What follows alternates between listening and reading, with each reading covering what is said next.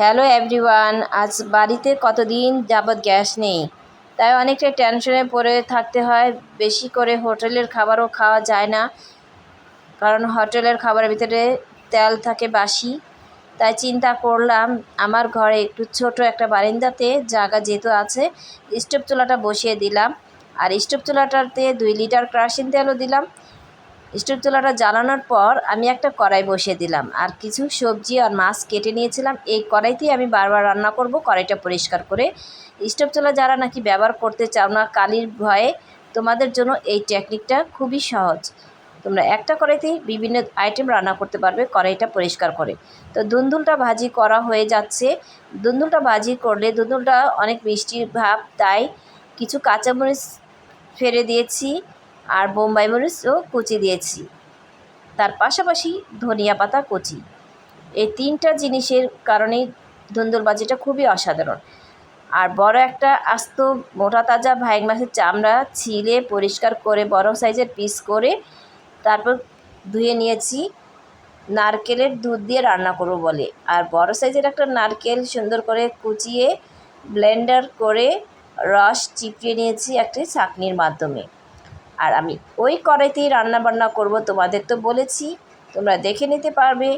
আর তোমাদের বলছি, রান্না বান্না নিজের উপর নিজে যতটাই ময় মশলা কষাবে তরকারির স্বাদ বেড়ে উঠবে। তাহলে শোনো, আমি কড়াইতে তেল ঢালিয়ে দিলাম। তেল দেওয়ার পর পেঁয়াজ কুচি কিছুটা দিয়ে দিলাম, তারপরে নাড়াচাড়া দিয়ে কিছু লবণ অ্যাড করে দিব। আর আমি ডিপে করা কিছু শিলপাটায় গরম মশলা বেটে রেখেছিলাম, তাই একটু অ্যাড করে দিব।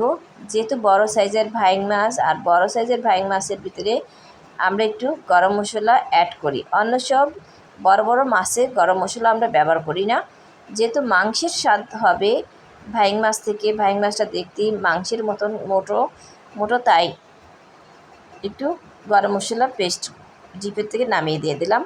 তার পাশাপাশি একটু আদা রসুন বাটা, এগুলো দিয়ে সুন্দর করে কষিয়ে নিব। কষাতে কষাতে যখন পেঁয়াজটা নরম হয়ে যাবে, তখন আমি ফাঁকি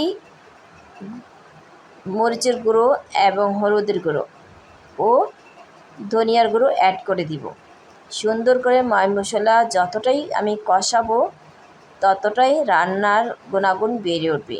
ওই ঝটপট করে রান্নাম আর তৈরি করে ফেললাম, তাতে কিন্তু রান্নাটা নষ্ট হবে, রান্নার স্বাদও আসবে না, রান্নার কোনো কালারও আসবে না। যতটা ময় মশলা দিয়ে তুমি সুন্দর করে কষাতে থাকবে, তোমার রান্নার টেস্টটাও বেড়ে উঠবে। তখন তোমাকে বলবে জাদু জাদু, এ রান্নার উপরে জাদু জাদু।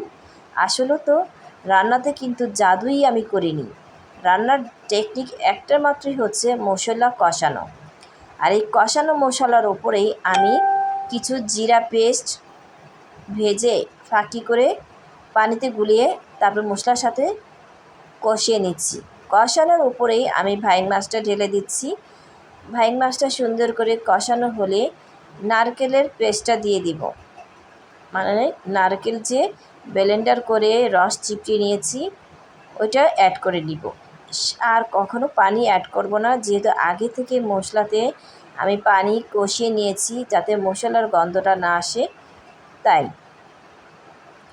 তো এখন আমি সুন্দর করে নারকেলের দুধটা দেওয়ার পর কষিয়ে নিচ্ছি মাছটা।